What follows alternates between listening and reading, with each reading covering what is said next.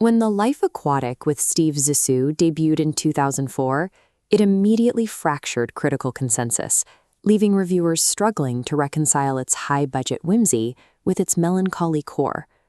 Critic David Thompson provided the most biting assessment, arguing that Anderson had traded genuine human feeling for a mixture of stoned numbness and absent-minded euphoria. This critique was a product of its time. Critics were judging the film against the smart film movement of the 1990s, a genre defined by blank style, nihilism, and a trend of using irony to maintain a distance of superiority over the characters. Over the following 2 decades, the film moved past this initial reception, evolving into a cult favorite prized for its rigid, arch, and unapologetically arty aesthetic. This divide identifies the central tension of Anderson's work. Whether an extreme commitment to formal mechanics and artifice makes it impossible to achieve a sincere emotional connection with an audience. Scholarly analysis suggests that The Life Aquatic isn't retreating into the nihilism of the 90s smart film, but is actually building something far more complex. James MacDowell identifies this as the Quirky, a distinct cinematic mode that operates through specific tonal rules. MacDowell defines the Quirky as a tone existing on a knife edge. It is a precise calibration of judgment and empathy, detachment and engagement. This braided sensibility allows the film to navigate the space between postmodern irony and a pursuit of authenticity known as new sincerity. Anderson utilizes every formal tool at his disposal, from rigid camera blocking to handcrafted stop motion, to pull these threads tight, engineering a sincerity that relies on its own artificiality to function. Grounding this analysis requires looking at the physical mechanics of the Belafonte and how they dictate the film's emotional access. The first meeting between Steve Zissou and Ned Plimpton acts as a primary case study for how Anderson uses distance. The entire conversation is captured in a long, uninterrupted single take. Anderson employs frontal plane, locking actors on a 2-dimensional plane against a ship's handrail. This rigid tableau creates rhetorical self-consciousness. By refusing to enter the intimate space between characters, Anderson forces the viewer to observe from a fixed external point of view. Within this cold, distant framing, Bill Murray and Owen Wilson deliver remarkably vulnerable, unironic performances. The resulting tension creates the first layer of the Quirky braid, a deliberate conflict between a detached formal style and a warm human vulnerability. This use of barriers becomes even more literal during the film's underwater sequences.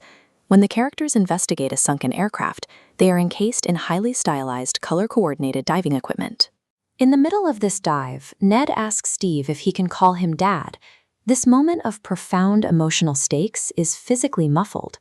Anderson obscures their expressions with thick glass masks and filters their dialogue through radio static and the sound of heavy breathing. The scene is further complicated by the fact that the characters are filming this exact moment for their own documentary. The presence of the fictional documentary camera interrupts our direct access, making the exploration of their relationship indistinguishable from the production of the film within the film. By stripping away the usual cues, like facial microexpressions and clear vocal tones, Anderson shifts the audience's role from passive recipient to active observer. Because the emotion is restricted, every slight vocal tremor or tilt of a diving mask carries a weight that a standard close-up would likely dissipate. The film's commitment to artificiality extends to the environment itself, specifically the marine life. The crayon ponyfish, given to Steve by a young fan, is a masterclass in this aesthetic. Its handcrafted, stop-motion design reflects Steve's own regressive, adolescent worldview, looking less like a biological organism and more like a child's imagination. Despite its obvious artifice, the characters treat the creature with complete sincerity. It has physical substance and weight within their world. This avoids the cruelty of standard irony. The film never invites the audience to laugh at the characters for believing in a world that is so clearly fake. This lack of mockery allows the film to inhabit the space of new sincerity. The blatant artifice acts as a protective buffer.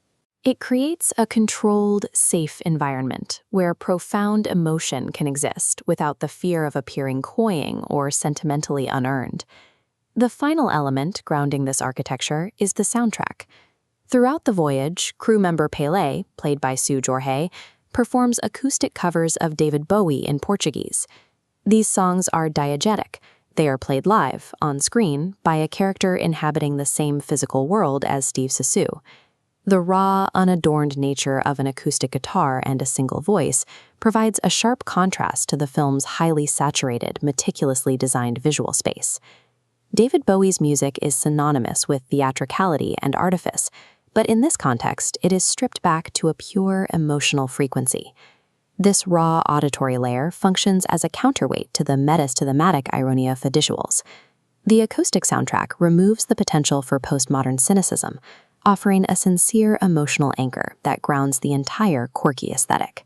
All these tonal threads finally pull together during the film's climax, the unforgettable, deeply strained encounter with the mythical jaguar shark. The scene is a peak of physical artificiality, featuring an overloaded cross-section submarine and a massive, patently stop-motion animated shark. As the creature appears, the crew reaches out to physically touch Steve, creating a shared moment of grief and awe. In this moment, the human pathos is played completely straight. Nobody winks at the camera. Nobody acknowledges the fakeness of the shark. The extreme artifice of the jaguar shark creates a protective frame that allows the crew's grief to feel monumental. The blatant construction of the scene provides the distance necessary to experience a profound emotional resonance that a more realistic approach would struggle to support. Anderson's approach stands apart from the indiscriminate irony used by many of his peers to mock their own subjects. As George Tolles notes, in this film, irony isn't vanquished. It is temporarily relieved of its duties. The tonal braid demonstrates how these three threads, irony, empathy, and artifice, can fuse into a single cohesive mode. This is discriminating irony, the rare ability to maintain critical detachment while simultaneously experiencing genuine fellow feeling. The film's overwhelming artificiality functions as a specialized vessel built to navigate the intense, crushing pressure of pure human sincerity. Anderson shows us that sometimes the only way to reach an authentic truth is through a world that is, admittedly, beautifully